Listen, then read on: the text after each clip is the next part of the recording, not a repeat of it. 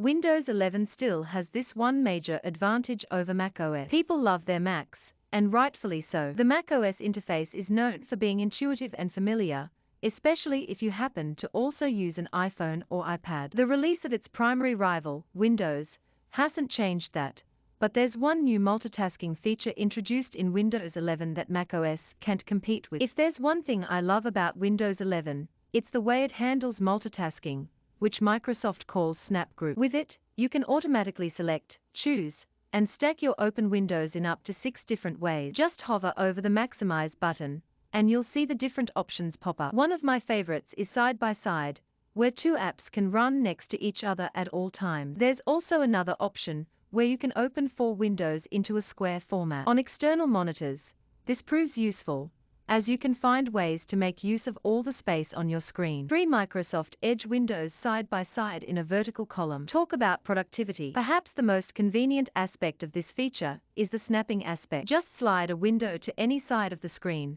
and the system will visually preview where you can snap to. It's extremely quick and intuitive. But that's not all. With Windows 11, you also can use a keyboard combination to snap and move your windows around. Then there's Alt+Tab, which is a beautiful experience, showing live previews of your open windows in the background. It all helps you keep focus and open the windows you want when you want them. This is something that macOS struggles with. On macOS, multitasking and productivity are a lot more convoluted. There's no snapping mechanism, as there is in Windows. To open windows side by side or in split screen, there's only one way. You need to first hover your mouse over the green Maximize button and choose to either tile the window to the left side or the right side of the screen. macOS will then let you fill that side of the screen with one of your open apps. But there's a problem with that. The current mechanism means that you'll lose visual access to both your dock and menu bar. Unlike Snap Groups in Windows, macOS takes split-screen apps full screen, and to switch between them,